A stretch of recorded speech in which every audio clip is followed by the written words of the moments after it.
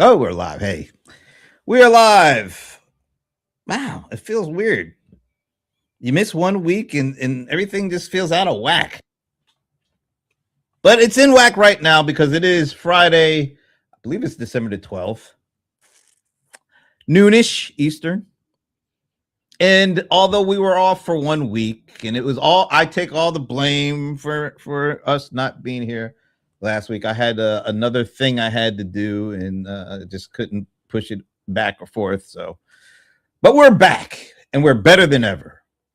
By the way, when I say we, I mean me, Brent Leary, and the crew, which I am about to, bring them out. I like to banish them and put them in the green room, and then I have to let them back out. And we like to start from the West Coast. It's not like it's the best coast, but it is the West Coast. Leland from Oregon. Hey, Leland. Hey, Brent. It's good to be here. It is. The sun is shining. Weather's perfect. It's like 40s, 50s. It doesn't feel like it's about to be winter. I mean, here it's perfect, but you go out just a little bit, all of a sudden there's flooding, roads eroding, king tides over on the apparently not best coast. It's very angry at that statement, and it's throwing all kinds of waves here and there. Yeah, I'm glad I could be of help. So, all right, let's keep it moving as we move our way. I got so used to making that pit stop at Gary, Indiana, with to talk to Pierre. He's not here, but I don't know if Pierre, if you're out there listening, we love, and you have some time and you're able to join us. Come and join us because we like having you around. Mm-hmm. And now I get to go to the rock and roll land. It's not the soul or the heartland or whatever it is. It's the soul. It's the rock and roll land. It is Magical Medina land. Didn't it just win some kind of award, like some kind of cool city award or something? Let's ask the one and only Madam Mic Drop herself, Evana Taylor. Hi all, welcome. Medina is Christmas heaven. It actually, it was voted as like one of the best Christmas town in Ohio or something like that. It is that. We got snow, we've got gazebos. They are filming a movie in Magical Medina. What movie is it going to be on Hallmark next month? You know what? I can never remember the name. People keep snapping pictures of the film crew. It's got some famous stars. I don't even know the name of it. I've not seen this film crew, but I'm a hermit. All right. It's a famous star, which you don't appear to know who it is. And you don't know nobody on the crew. And, I will let you know. I will keep you posted on what the name of this wonderful movie is. It is a big movie. Cleveland is actually a big movie town. I hear it rocks. I really hear Cleveland rocks. It rocks. It rocks. I'm gonna see if I can find out what the name of this movie is. Go ahead. Do that. Let us know. While you're doing that, let's traverse a little further east to our nation's capital, where positively absolutely nothing is going on, except Mr. Smile himself, Shashi Bellamkonda. And we can't hear you. We still can't hear you. Are you muted? Uh-oh. You're not even muted. Oh, now you're muted. He's speechless. I am speechless. No more. Speechless no more. No, I was just saying it's cold in the nation's capital, and I'm only talking about the weather. Yeah, well, you could be talking about other things, but I digress. But the smile is still there. That's the most important thing, Shashi. The smile is still intact. Yes, absolutely. All right. Speaking of, no, that's not a really good transition. I don't want to speak of his smile. That's for damn sure. Since we don't have a Ramon Ray appearance today because he's at another event, that means I have to traverse all the way 30 minutes up the road, I guess, and bring out the bold one. Some call him the cold one. I'm not even going to call him the old one today. He is the one and only John Colder Ice Lawson. Wow. Welcome. What is that? Swamp water? I did it just for you. It's green juice. when you're drinking something like that, can you put it in a mug where we can't see it? Yummy. Delicious. It looks like you coming straight out the swamp or something. I don't know what.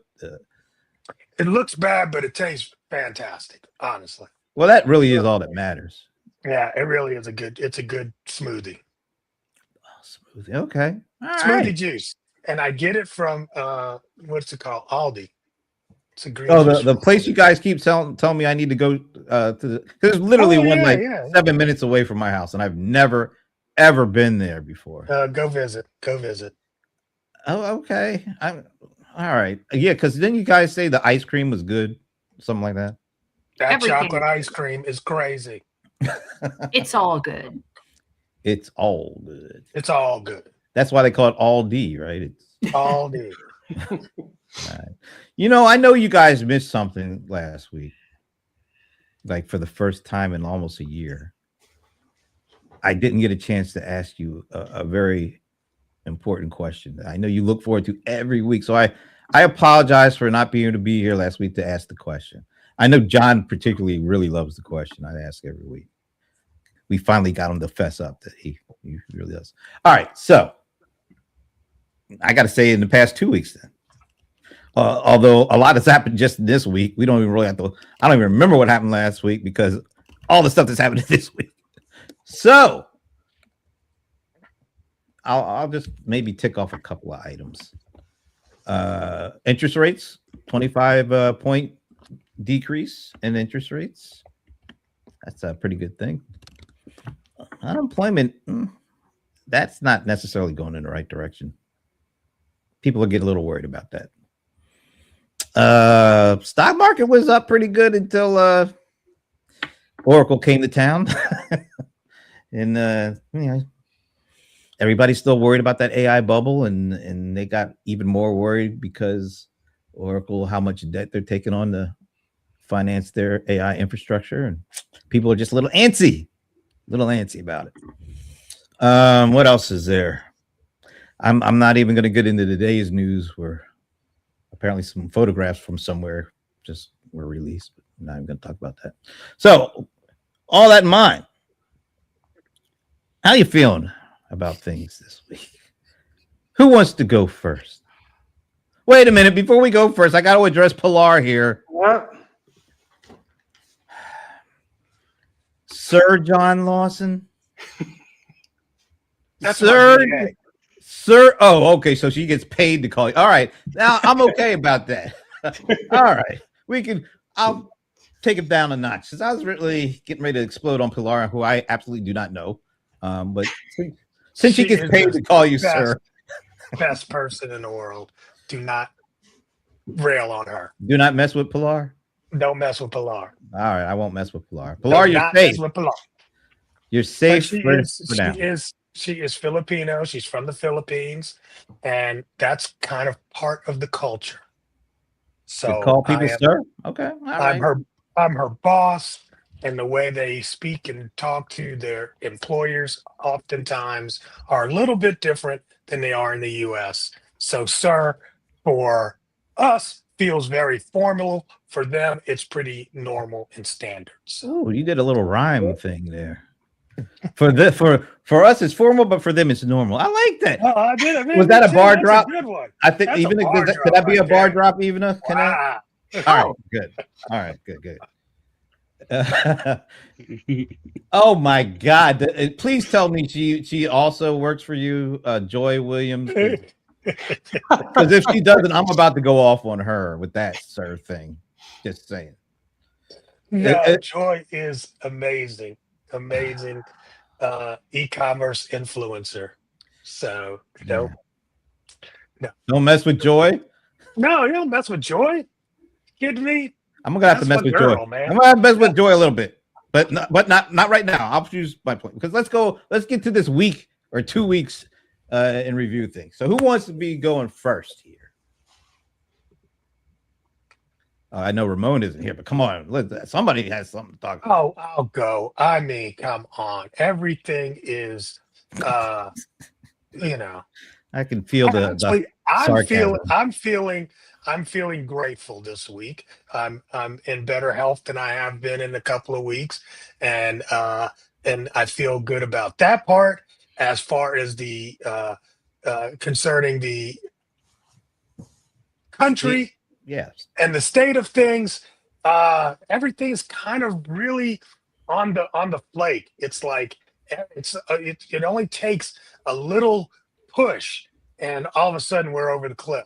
And that's the way I'm feeling right now. We're just right on the edge going into Christmas, which is not a great time to feel that way. Mm. How is, from an e-commerce perspective, how are things shaping up for this final push into the holiday season? Honestly, I wish I could say bad things about it just to line up, but I can't. So That means it's actually going good. really Things good. are going good. Yeah. There's nothing wrong with Things that. are going- That's Well, what we want. because that is what we want, but I do think there's it's a bad signal. It's not the best signal to go off of and say, hey, consumer spending is up and we're going to have a great Christmas and don't worry about recession ideas. I don't think it's a good thing. It's not a great indicator right now. All right, before we go to somebody else, Pilar, please, you don't need to explain. I don't want you to explain, because I felt good about you calling him sir just because he was paying you to. Now that I know that that's not the case, I might have to rail on you. I just wanted to warn you just in case. All right, who should go next? Let's even up. What's going on? What's going on? It is a gorgeous day here in Cleveland. It is perfect Christmas weather. I'm just going to talk about what's on the court, as I was talking about my little town of Medina. Thank you, Leland. He looked it up too. The film that they're doing here is called Carousel with Chris Pine, about a doctor trying to connect with his daughter. That's all we know. And to that end, I get a lot of, I'm in the phase of when everything outside of me that's very far away is overwhelming. I like to focus on the things that I can control, things that we can control. And I really put my focus more on local businesses.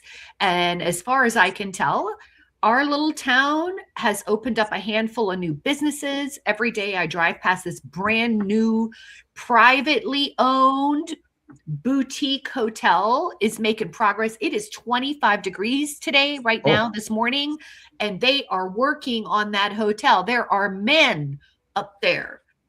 They have built a brand new supermarket. We call it the Big Fridge because it is like 0.3 miles from my house. That. The Big Fridge. The Big Fridge, and it's featuring local farmer, like local products, local brands, nostalgic brands. That makes me feel good. I think that when I put my focus on big conglomerates and those types of things, I get overwhelmed. When I look closer to home, I feel more optimism. I'm not saying that it's easy. I'm not saying any of those things. I am saying that I'm living in a bubble of Christmas spirit right now. And I'll just leave it there. And I'll throw it over to Leland. Bubble of Christmas spirit. Bubble of Christmas spirit. That sounds delightful. Brings us down. And I'm pretty sure that encapsulates your town. It's just like a bubble of Christmas spirit. Just snow and everything. A snow globe. It is. So, I mean, when you're talking about the economy of like a big, massive, I like even as a perspective, because when you're talking about the economy of a big, huge country, it's really hard because there are going to be pockets where, it's not necessarily as good. And then there's pockets like Medina where it just, things are growing. There's things growing in my area too. I mean, we just got a Chipotle and an Indian restaurant. Oh, yeah. We are growing. I mean, that right there is upward trajectory. We're getting, it's really good for us. And there may be some pockets where industry has fallen even more, and you can probably see towns that are probably falling and slipping. So I think that's what you kind of got to look at when it comes to your small business and your area, and how can you pivot if you are in one of those downturns, and how can you take advantage of the upturns.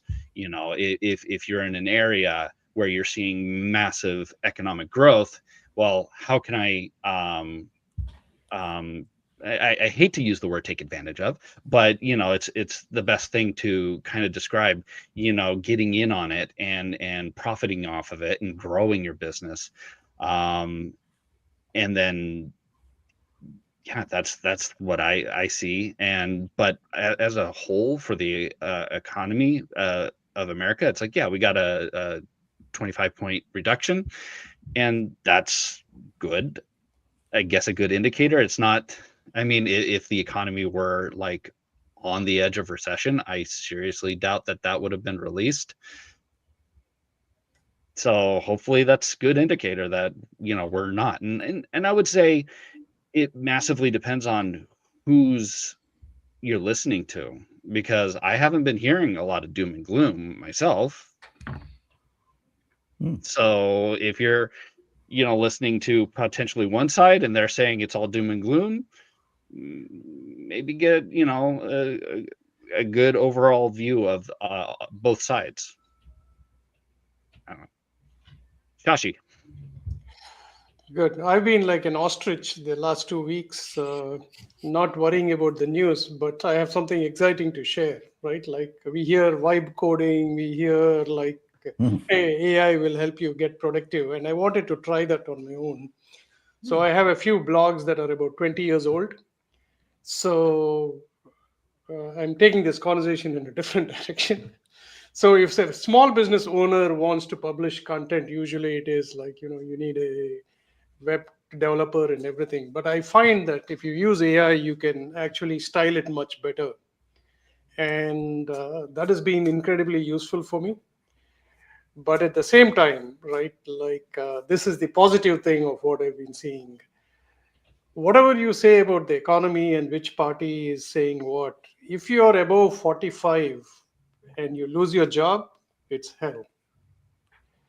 And people are losing jobs not because, and it's very difficult when you lose a job to think about, right, like what did I do wrong? But it's not them. It's like companies are just reducing people because they overhired, and in some cases they overpaid too. I mean, if you think about salaries in some parts of the country, ridiculous. But now when they come back into the employment sphere, they're going to stop spending. The businesses that depend on them are going to feel the pinch a little bit. But it's not a political question. It's more of an economic question, right? The advice I think people should be thinking about is, as you grow older, you have to have a backup plan. Is this going to be a consulting thing? And it could happen no matter who's the president, right? The sad thing sometimes is like of all the things that we should be having healthcare, I think everybody should agree, like especially people who don't have jobs, who have paid into social security and taxes for a long time, should have some kind of a, and small businesses should have some kind of a fallback, right? Like, hey, we'll take care of you if you are in trouble. That's my very weird two sides of it. Interesting. No, that's good. I'm glad we were able to bring some positivity into that. Well, I think one thing that it feels is getting ramped up, at least it just feels to me, I guess, like it's getting ramped up and ratcheted up, and more attention is the healthcare cost situation. It does feel like people are now focusing more on that.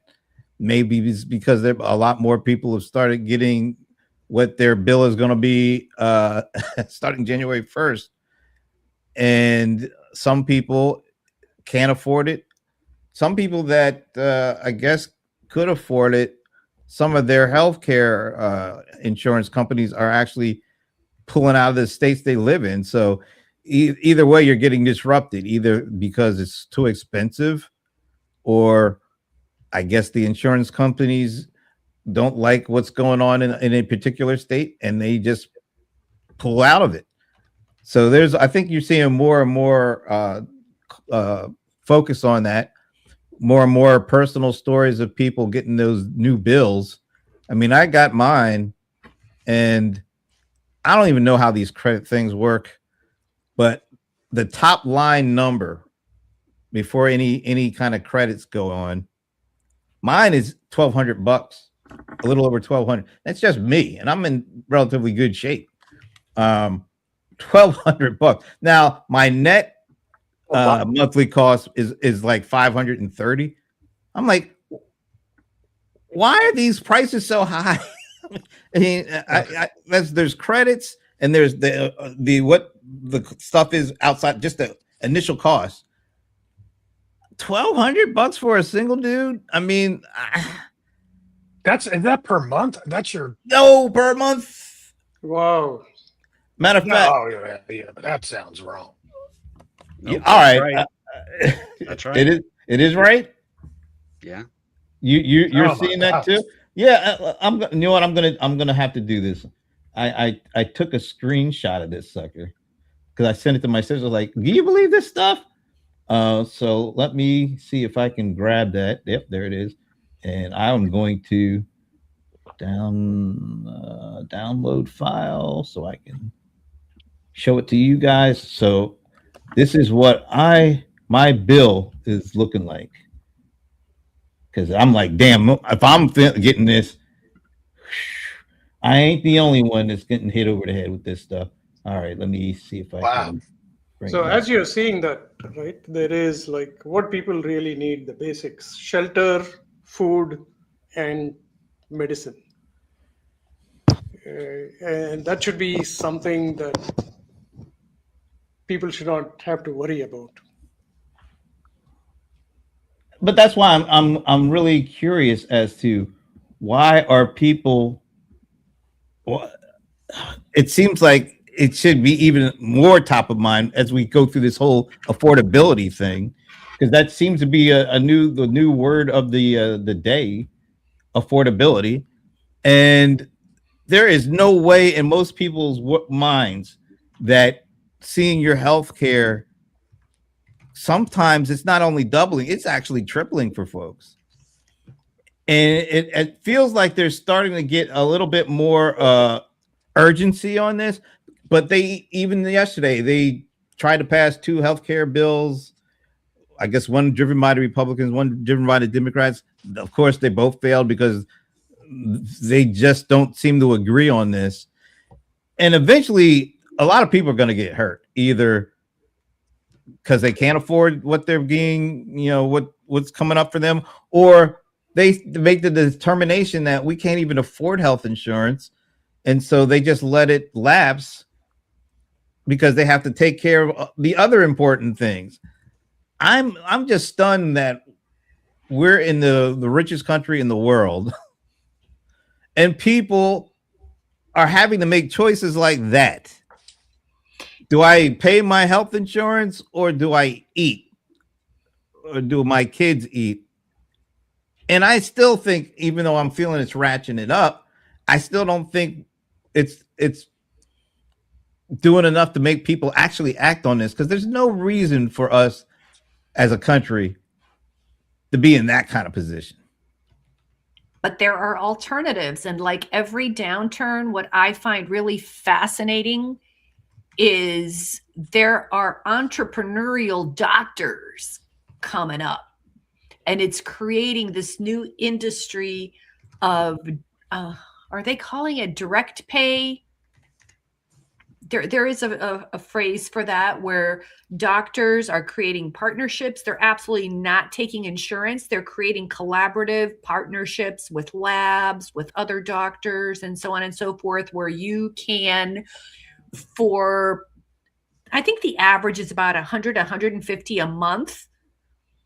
And then they have like membership plans, just like a membership to anything. And there are people who have gone this way and are really loving it.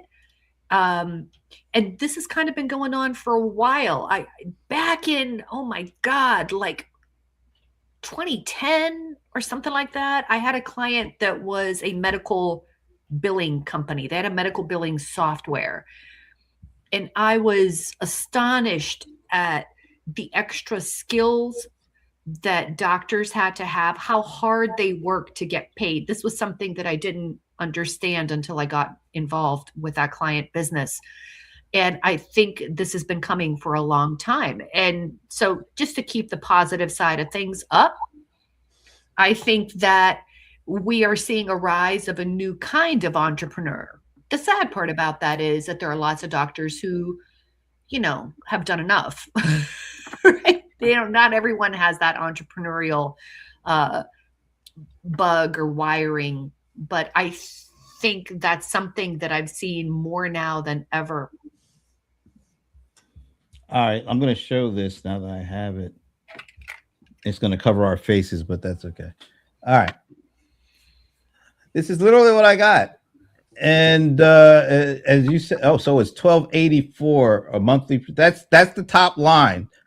Just me. I don't have any children. I don't have a wife. It's just me. I don't even have any pets. It's just me. $1,284. That's actually more than my monthly mortgage. Just to let everybody know. Oh, I pay less in my monthly mortgage than what they are. The top line coverage number is. Now, I still don't know what the electric APTC credit is, but I'm very thankful for it. I think that's the replacement for Obamacare. Well, this, if you notice, this is Georgia. It's not on the affordable or the Obamacare. This Right, is Georgia that's Access. what they put in. Okay. That's what I yeah, think. this is But a I'll state look it thing, up. right? It's Yeah, a state version. it's a state exchange. It just kicked in like this year. So That's the replacement. so The I'm Georgia guessing, Georgia has their own kind of advanced credit. premium tax credit. Okay, so this is the They state do. level. But man, what if you're in a state that runs on the Obamacare exchanges and that Obama tax credit that is lapsing out? That's the only thing that's saving people. That's the only thing that's saving me. I mean, I don't want to pay $1,284 a month. Yeah. Thankfully, the net premium is something I can manage very easily. But man, if it wasn't for that, I'd be like, brother, can you spare a health plan? I mean, and it's just me on that. And I am in a state that opted out of the exchange. So maybe that's why the impact on me isn't as great as it's going to be on those states that were on the exchange. But those are numbers that are incredible for regular folk to deal with. Yep. But isn't that like, let's say someone like yourself, I mean, I would imagine, isn't that going to cause people to just bounce and not get any insurance, right? Which of course causes Yes. those premiums to go up even more, which in essence will kill whatever is happening. I don't know. And then I think the other proposal was that we go right back to what we had before, right? Like, oh yeah, we're going to give you back the money so that you can give it to the insurance companies, and the insurance companies create two pools, like as if that makes sense, right? The high risk pool, which is insanely expensive, the low risk pool. I just don't know. This is why I talked about these direct pay. This industry is growing like crazy. They are expecting this to be something like, I don't know, 19 billion, 44 billion by 2034 is what they're expecting this industry to be. It's literally creating a whole new health sector, because which would you rather do? Like if I were on this exchange and saw this, I would bounce, because we're relatively healthy. And I would just try to find a direct pay concierge service and do that. And then maybe get like a rider of some sort, some kind of catastrophic something. But think about what you're saying here. Everybody individually is going to have to try to figure all that stuff out, and we all know everybody has a different situation, and it becomes way too complicated if everybody is having to do all of that. I don't think, and I'm trying to make sure I don't want to get political about this, but it's kind of hard because there's certain. This is totally political. I think it's one. I think there's a reason why they want to get rid of it, and we all know it has faults, but to try to get rid of it 70 times because of what it's called, that's kind of weird to me. Yeah, that's not Well, really. It's not really that. It's the It's nickname. part of it. It's part of it. Okay, it's the nickname. Get rid of it. I don't The care. actual Get name rid of is Affordable Health Care Act, and Yeah, Affordable Care Act, yeah. Well, but it made it only affordable to certain people, and those people were those who were high risk, who had history of cancer, or It only smoked made it themselves. affordable to people that needed it. Let's make it very clear what you're saying. Well, I'm going to say that it made it unaffordable for everyone else. So when that went into effect, my insurance bill went from $250 a month for my whole family to $1,200 a month, which was way more than my mortgage at that point for my entire family. And it basically pooled everyone and said, you can't judge based off of your health concerns, and to the equivalent of like house insurance. Hey, you're in a flood zone that floods very often. You're going to have to pay very high flood insurance. Hey, you smoked yourself 2-3 packs a day. You're going to have higher health insurance. Or if you have some kind of a condition that has nothing to do with what you did to your body, but you're predisposed to certain things.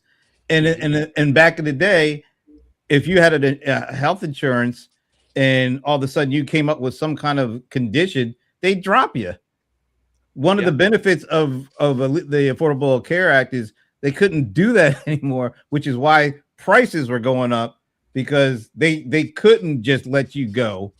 They had to still cover you, and that kind of drove prices up, even though prices were already going up every year anyway, even without that stuff. So I don't know. I think the unfortunate part of this is nobody thinks that, at least most people, I think that you put a policy in place in 2010. It's like we have a constitution. You make amendments because things change over time. Unfortunately, that hasn't been the kind of the way that they looked at this Obamacare thing. Certain people. It was never meant to be like perfect right from the start. It was really meant to be amended over time as things go on, but it's never done that. It's always been, what do they call that? Rip and replace or something like that. So even though there might be some good things about it, they want to take it completely out and then replace it. And a lot of the good things would have been part of the replacement, and a lot of the things that needed to be addressed would have been addressed if they only would agree on this stuff, as opposed to like each side kind of picking their side. Like, we don't want it ripped out and replaced. We just want to make it better and use what we have. And then the other guy, we need to rip it out from the roots and replace it. And we've been having this argument for 15 years. That's my challenge with all of the sides. There should be ways that both of these groups can work together to figure out what we can do now. And because we're not going to start from ground zero 15 years later. That doesn't make any sense to me. There are some good things to it. Why don't we try to just build on that instead of rip everything out and then replace it? What I would love to see is a different way of going about it. I do kind of want to rip it from the roots, just because from the beginning, it's kind of screwed me over. I mean, I came in and I had a really nice plan, and it quadrupled my right from the gate. And you, Brent, with the old system, you're healthy, even though you're getting up there in age, you're still healthy. You might actually get a good rate. You wouldn't be paying $1,200. But I would love to see, for people who are healthy, be able to get the good rates and not have to pay triple, quadruple in just to be able to spread out the damage. But we could have potentially a social option, a government ran option for those who can't get insurance through that old kind of system, and potentially be able to buy Medicaid or something like that at a rate that is proportionate to their income. And so, and I would even maybe add in an element of, well, you're in a bigger city, your rent is a little bit bigger, so maybe your income after your rent or something like that. That way, there's that social option. You can use the network of hospitals that are within Medicaid, and then people who can do health insurance could do health insurance. Potentially a win-win. I think what you just laid out is I would say doable if both sides agree, but there are Yeah, certain that's people good. that don't want to see certain aspects of what you just laid out. I mean, that's the challenge of all this. But in the end, it's us as citizens, we're the ones that are being forced to figure out a choice between health and not suffering by way of starvation, or dare I say, losing a loved one because they can't afford to pay a premium. I had to do that when I got faced with that $1,200 a month bill. I went with a different option. I went with a co-op, where it was exempt from the Obamacare rules, and so I paid $250 a month for my family, and it was nothing fancy. I didn't get deductibles or anything like that, but they would, like, after, like, if I were to get a bill that was over $1,000, then they would just pay the rest. But little minor doctor visits or anything like that, no, wouldn't cover. I got very good at like telehealth and picking out the best prices for little inpatient surgeries or something like that. So yeah, it was a little bit more work, but I saved a lot of money in the end. I like that system. In fact, I have a couple of thoughts on this. The first one is it's very confusing. Like, even if you forget about ACA or everything, getting medical insurance is very confusing. And as you go towards like the Medicaid and whatever the retirement thing is called, it gets even difficult. Oh, the healthcare spending account? No, what do you get after you're 65, right? Oh, it's social Medicare. Medicare. Okay. Yeah. So like I can't even tell you the name, so that's very confusing, right? I like Leland, the model for co-op seems to be good. I've seen a lot of models that people have tried, entrepreneurs. One is like $100 a month and don't worry about anything. The insurance companies will fight hard to just kill that, right? I used to go to a doctor who went to a concierge service. The concierge service was you pay $100 a month for yourself and your insurance. So it was like you're going to pay an additional $100 just because the advantage was the doctor is going to see less patients. I had to leave the doctor and go to another one, which was quite good. The doctors don't like any of the options because they're not getting the money at all. It's going to like third party, they call them PBMs. It's going to this. Now, if the true value of insurance is like, hey, I'll go see my neighborhood doctor, I'll pay them like their per visit fees. If you look at your bill, the doctor will charge $300, the insurance company will pay $47. But if you go without insurance, the doctor is going to charge you at least the $300 amount, right? So it's not like you can choose an option. So what's happening between the $300 and the $75, right? So it's the $47. The economy works on transactions. I don't know how many billions the healthcare insurance industry is, but it's quite big. It's almost like too big to fail. So if tomorrow, if somebody came and said like, hey, let's get rid of all insurance, your insurance will only be if your bill is more than $2,500 a month, we'll take care of it. or you get into some serious sickness, we'll take care of it. But if you're going for regular, hey, I have a headache or I have fever, you're on your own, which is kind of the model, Leland, you said you were part of, right? It's too complicated now to change anything. It's got to be somebody who comes in and says that, look, here's the limit. I think, Leland, you laid it out well. If you don't earn more than this income, this is what your insurance is going to be, no matter which company you go to and what kind of thing you do, your health is assured.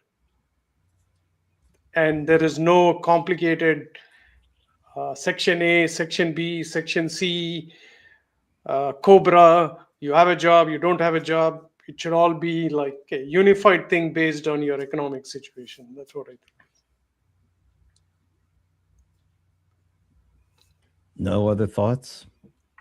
I mean, I just want to add one more thing, like single parents who lose their jobs and they have to go for insurance without some kind of an affordable care plan, their life is really disturbed.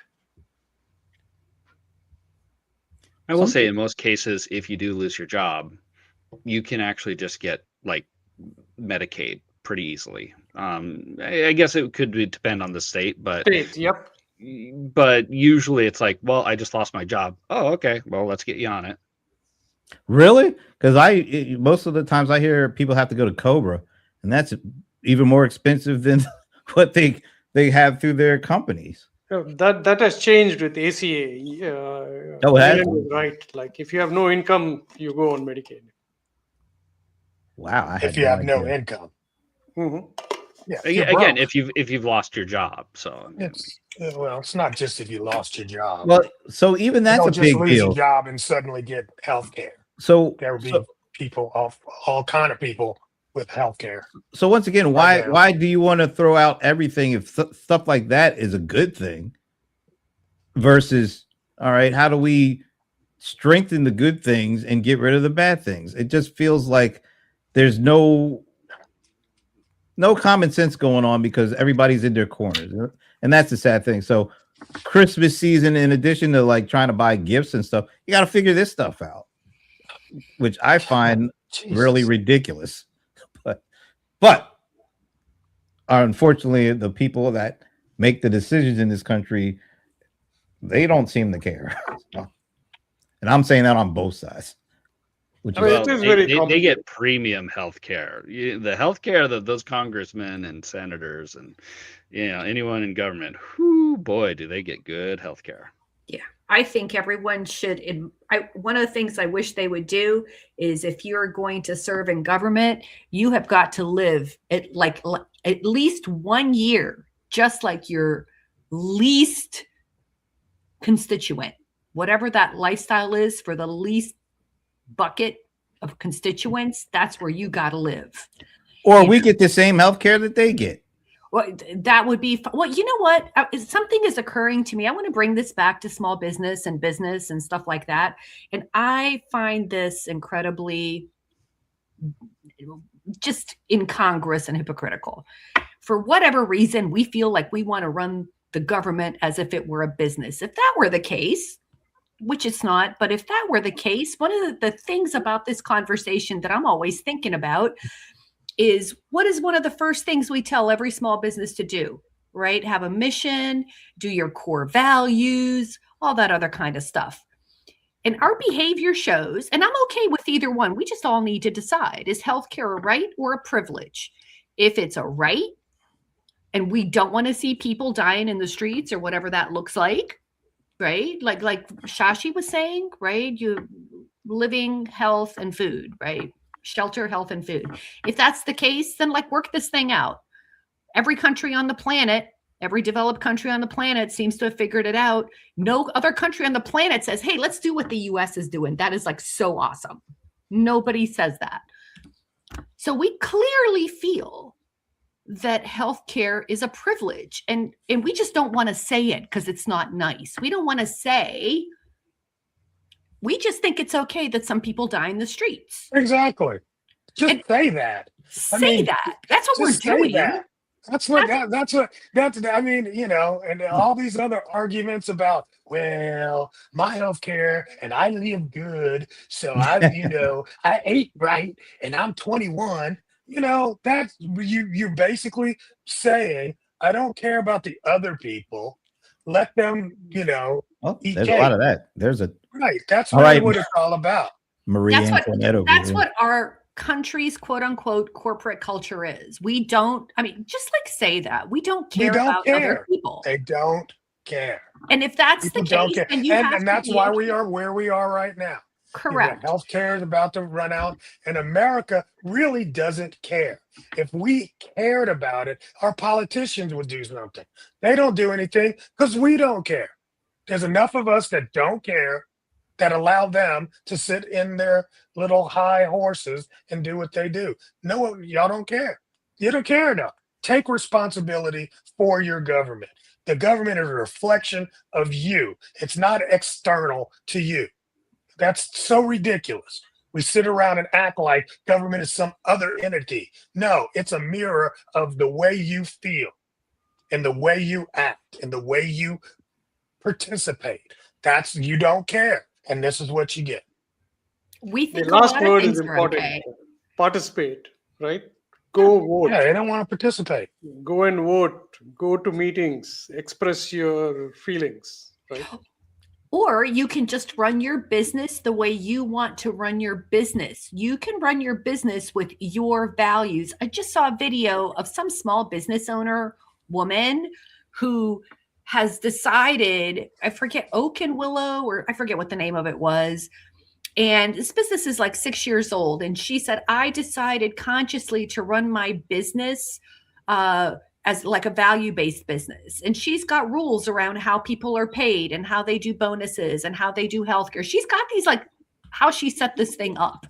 And she said, everyone kept saying that I was going to fail miserably and that I didn't understand what it took to be successful, to be a business. And they are in year 6 more profitable than ever, doing things like, giving people all kinds of healthcare, vacation, all the things, right? Working together. I mean, there's like this whole list that people might call quote unquote left leaning or whatever you want to call that. She's calling it profitable. That's what she's calling it. And I think the lesson for small business is, again, I'm back to where I started. It's hard to deal with what's outside yourself, but see what you can do to. What you can control. Yes, exactly. Focus on what you can control. Hey, Brent, what was your thinking about Around the World in a Day? It's a Prince album. I just got my latest. Oh, okay. But I want to get to this before we get out of here because it's a big deal. It's just not. I was going to say it's nothing political, but you never know these days. I want to see what kind of how you feel about this. Disney and OpenAI making there's $1 billion. Well, Disney making $1 billion investment in OpenAI, and OpenAI gets access to using Disney characters in their Sora video generator. Are you the pro, con, excited, don't care? Give me whatever you think about it. This My seems biggest very... thing. Go ahead. I was going to say, that's going to come with massive restrictions. Mickey Mouse is not going to be able to do anything bad, or he's not going to be hitting the bottle or something like that, or he's not going to get arrested by the police or something. Yeah, I mean, this seems very reverse, right? Like usually OpenAI will pay Disney to license the characters, and this is reverse. I like the Adobe thing better, where now anybody can go to OpenAI and say Adobe Photoshop, remove the background, and use things like that, which, this seems very confusing to me. Mr. Lawson. No, just great. More trash. Slop. Yeah. That's bad. You know what? I'm so glad you said it because that's exactly my first thought was. Now we're going to be even more ridiculous stuff. Like, all the memes that I've gotten over the last month, people using Sora to make fun of big, heavy people in weird ways. and then there's the meme now where people have these really weird deformities that they're creating with Sora, and then like it's always these weird things, like it's like an African preacher that is laying hands on the weird deformity, and then all of a sudden small animals start pouring out of their body. I mean, this is what people spend their time doing with this stuff. So yeah, just imagine what's going to happen now when they try to make Mickey Mouse or Donald Duck or Captain America do all sorts of stuff or put themselves in weird positions. Unfortunately, this is what we get when a brand new development like this happens. It's unbelievable what we want to do with some really, really cool technology. This actually, it makes sense. I just connected a couple of dots here. A couple of weeks ago, maybe a month ago or something like that, there's a show called Owl House. I don't know if you guys have heard of it. It's kind of a newer cartoon.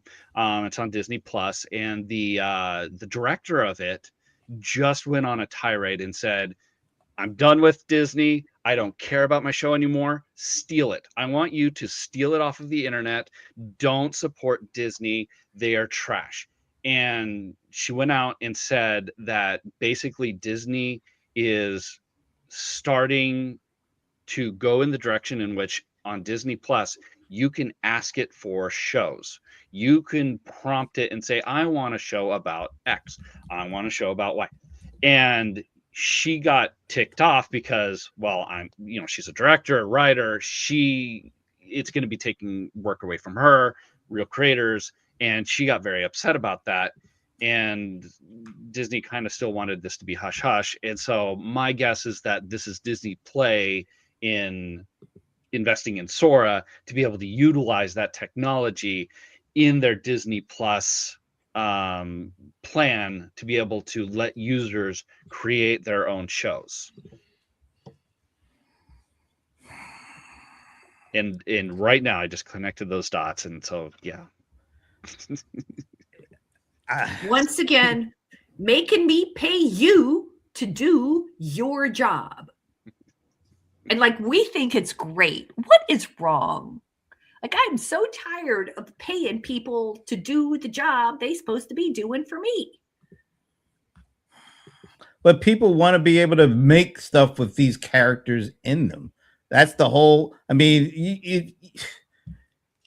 if you look at what goes on, like on YouTube, all these channels are created because people don't just want to play the music; they want to react. They want to build their own presence online by reacting to the stuff that everybody likes to listen to. And that's kind of what, and then they get all these different content strikes because the people who actually make the music don't want you to use it unless they get paid. And then they get angry because they don't want to pay. Why can't you let us create? This is kind of like some kind of middle ground, I guess. Let some people use Mickey Mouse. And like Cleveland said, you're not going to let him like shoot somebody, straight in the head or something like that. There's going to be some ground rules, but people don't even want the ground rules. They want to be able to do whatever they want to do with the stuff that's out there because they think that's going to allow them to, I don't know, get famous or make some money or whatever. I don't know how you get around, human behavior and always trying to use things for themselves and not necessarily for the betterment of anything. I know that sounds like pie in the sky, but this is good. All we're going to get is a bunch of trash. I don't see anything positive that's coming out of it. Of course you're going to get trash. So have you guys heard of Winnie the Pooh, Blood and Honey, the movie? Mm-mm. So Winnie the Pooh went out of copyright recently. And so a studio, as soon as it went out of copyright, made a horror film called Winnie the Pooh, Blood and Honey. Utilizing the characters Winnie the Pooh from the original book that came out and is now copyright free. And then Steamboat Willie, the cartoon with Mickey Mouse, Steamboat Willie, went out of copyright. Horror movie based off of that. So yeah, you're right. You're going to get trash. People are inevitably going to take take it and make trash. But then Well- eventually you're going to get some good stuff out of it. But yeah, Did you guys hear about the tale of two commercials? The McDonald's commercial that was AI that got pulled. It was terrible. Everybody hated it. And then the French supermarket commercial about the wolf that went vegetarian so he could have dinner with the forest animals. Mm. Big hit. That one was a big hit. And the short Skippy was that the McDonald's commercial had like human beings in it, obviously like AI, whereas the French grocery store commercial was sort of like what would you call it? Like a Pixar animals doing things, right? So mhm.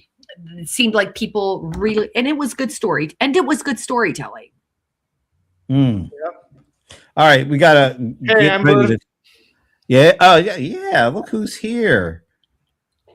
You better rewatch and take notes too. So before we get out of here, I want to ask you guys about the man or the time person of the year, and this is Yeah, guys. wow. That was a perfect fit. Wait, I Look, they're can't remember. building. Yeah, so AI basically these are the what is it, seven or eight people, the heads of the I guess the AI technology race, and they're recreating that old I think they were building the what's that, the Empire State Building. I think this is what Yeah. those dudes are like eating lunch on a beam like that, like I don't know how many 100 feet up in the air. Do you think that AI basically what they're basically saying is AI is the person of the year, and these guys are the human kind of replicate or representatives of that? Do you think AI should be named the person of the year? Because that's really what they're talking about, or is this just ridiculous? I want to know, did they use AI generation to be able to make this image? No, they actually got all those dudes out there. Yeah, and all their boards freaked out. I mean, when you think about this, these guys are like representing like the top 8 companies on the S&P 500, basically.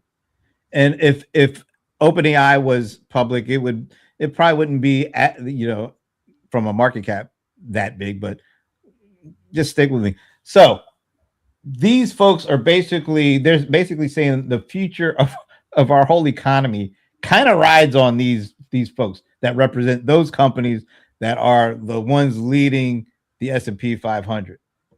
Do you think that that's enough to be merited people of the year?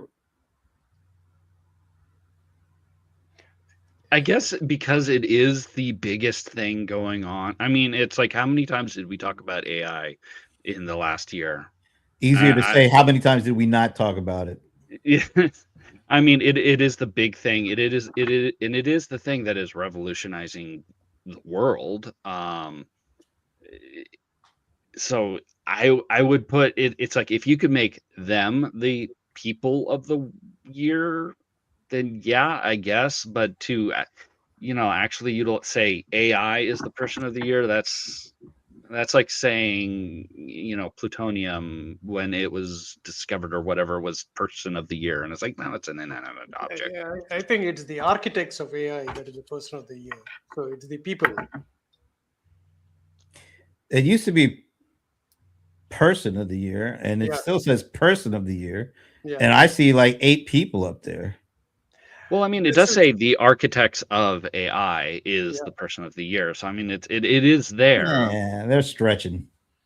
I think this picture is a little scary, both because of how it is plus what it means, right? Like Brent, you said, how much of the stock market is controlled by these people? That's a lot of power in the hands of a few individuals. Definitely something to think about, where we don't want 2008 to be ever repeated, right?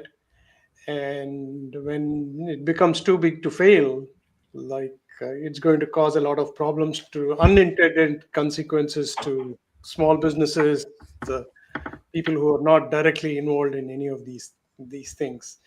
So time doesn't always put a positive person of the year. I think they've had. So I think choosing this theme as is right, because it's saying like, hey guys, you need to pay attention to the architects of AI. So I would say I think I definitely think you got to pay attention to them, but have they earned the it's right not an today? honor. It's not an honor, I think. Yeah, I like Shashi's because a certain mustachioed man back in the day Yeah, was we know. Yeah. Yeah. person of the year. So I mean, it's like it's not always, he was the most influential person at that point, not for good reasons, but he had the biggest impact in the world at I don't that know what time. year he was named that, or was that leading up to World War II, or was that before? Because he was getting a lot of notoriety before the war broke out. Yeah, it'd be interesting to check that. Yeah, Well, that'd be interesting. Go ahead. Thanks to these people of the year, I was able to ask AI what the criteria were for person of the year, and they gave me a nice little roundup of the Ebola fighters were the person of the year in 2014. The personal computer was machine of the year in 1982. So, like somebody said here, that person was 1938, 1930. So it doesn't have to be a quote unquote good and noble person or inanimate object. It is truly just the influence. It's really an influencer award, right? And I also wonder if it speaks to, I guess it's timely. And it makes me wonder, like, I think I would be okay with it if there weren't other things going on. I don't know. It's just telling us what's influenced us over the year, and it's accurate. I mean, It doesn't matter how you feel about it. You're right. You picked up on that very well. Like, of all the 8 people, many of them were influential in deciding the political results, not directly, but through the science that is there, right? Like, I mean, if one of them decides, like, hey, I'm going to make Leyland believe in XYZ, they could actually do that. A Leyland strong person is going to mentally resist it, but yeah. But like when I talk to people, especially older than me, I mean, they tell me everything that they hear, and I keep telling them it's okay, use it for entertainment, but always check, right? Because all these conspiracy theories are nice on YouTube and Facebook and everything. But yeah. All right. I actually And, have a Brent, sorry, I won't be here for almost 4 weeks, so I'm going on a trip. So enjoy my absence. are you and your son going, or a family thing, The or? whole family is going, I think. Very My cool. kids, yeah. So I'm going to leave you all with a quiz, Yeah. Okay. since we just talked about the importance of these companies and these people at these companies. So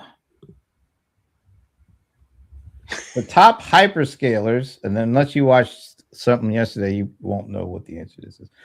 The top hyperscalers, Amazon, Microsoft, Google, Meta, and Oracle, raised approximately how many billions in dollars in debt in 2025 alone to finance all this AI data center build out infrastructure they're doing? 358. 550. I was going to say 321. Okay, so I said just this year alone, and just the amount of debt financing, not all their spending.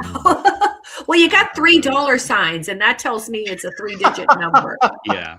That's go for Yeah, That's how my I brain guess it could be, but I'm guessing it's lower based off of your reaction. So let's go You with must be like, 123. 95. I don't know, 42. you resort whenever anything's in doubt, you resort right back to 42. 95. I'll be right at some point. Leland? 123. All right, so we got 123, we got 95, we got 42. All right, slightly different numbers than you were originally doing, which I Well, think is 'cause- because Leland, you were Woo! almost perfect. 121 just this year. That doesn't mean they're not going to borrow more going forward, but just this year, just those 5 companies, 121 billion in debt financing for building out their AI infrastructure. That's I thought they all had so much of cash. Why would they? I mean, probably well, some like some free of money. them do. Some of them do. Like Microsoft prints money.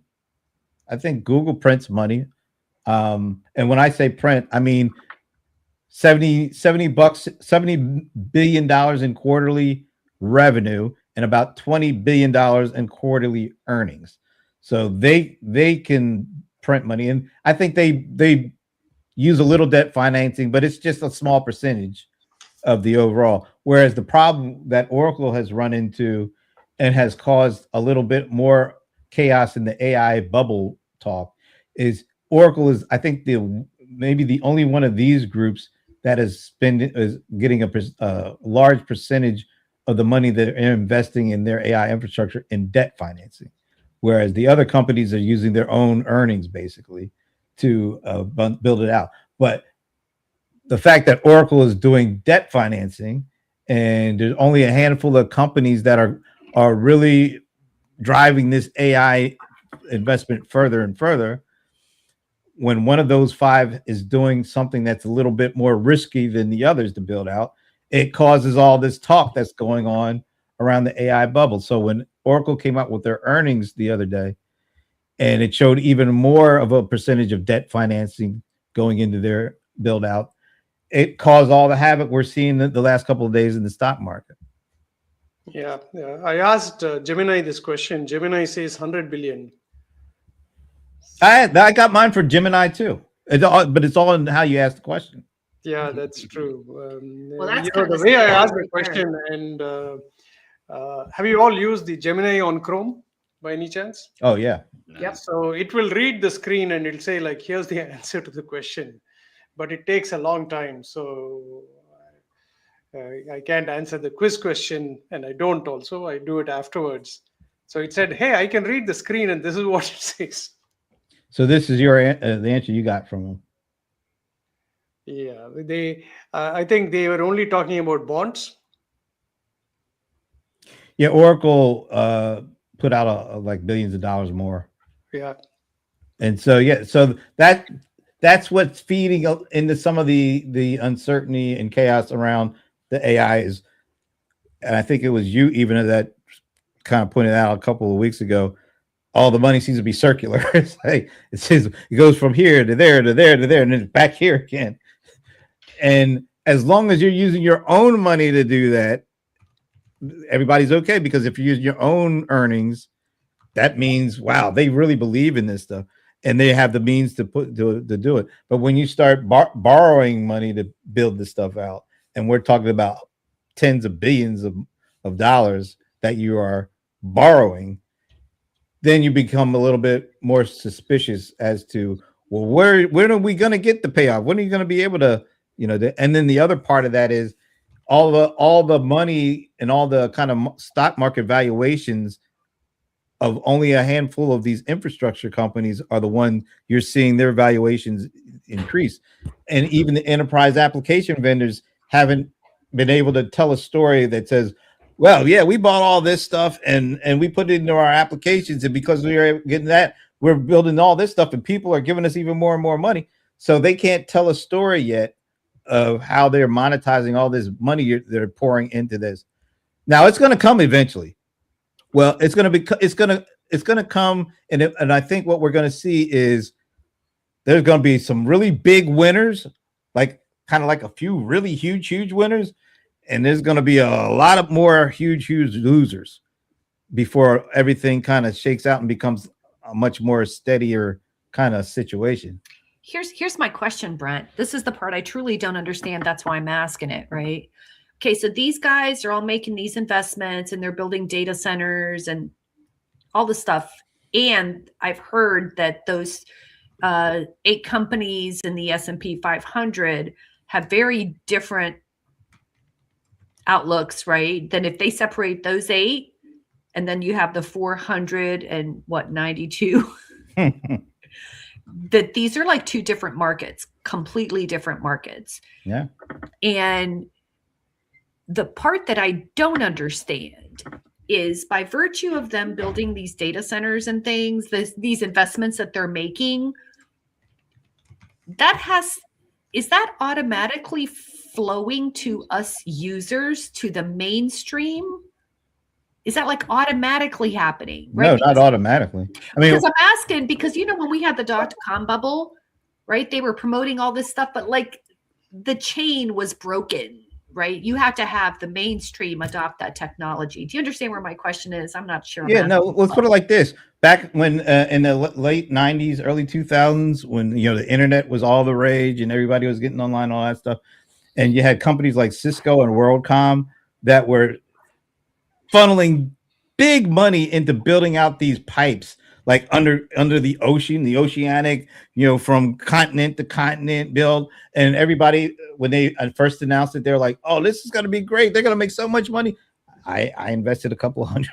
I bought 100 shares of Cisco myself. And when we got to the point where, people started to question, why do they need to do all of that? Why do they need to spend all of that? And then, the .com bubble burst. And, Cisco still has never gotten to the point where I'm talking just from the stock price. It has never gotten even close to that. Now they're still around, and eventually all that stuff that those companies did, some of them, the companies didn't even get a chance to see how the impact was, because they basically went belly up. But the actual infrastructure build out, we're reaping the benefits of that stuff now. Yeah. The companies that were actually, like Cisco is trying to come back, but we're talking 30 years since they hit their highs. WorldCom is gone. It's a memory. But the technology itself and the infrastructure that they actually built for us is what's allowing all this stuff to happen now.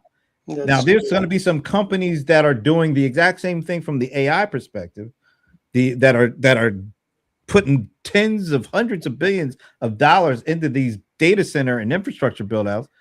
Some of these folks aren't even going to be around when it actually really takes hold and we're actually able to reap all the benefits of this. But that's kind of like the cycle that we go through. Companies see a big opportunity and they put all their money into it, and some of them, before it actually becomes and flourishes and becomes what they thought it was going to become all around, they're gone because they didn't have enough time or enough money to do what needed to be done to get to that point. But they were like the early visionaries of all this stuff, and if it wasn't for them, we wouldn't get there. It's just unfortunate for them that they didn't survive all the stuff they did. It's part of the. I have to leave. Great seeing you, everybody. This was a great chat. Yeah, let's end it here. Let's do that. Let's go out for the week. Thanks everybody for joining us. We will be back next Friday. Who knows what we'll be talking about next? I don't know. But enjoy your weekend, and we will see you then. Bye. Bye. Good stuff.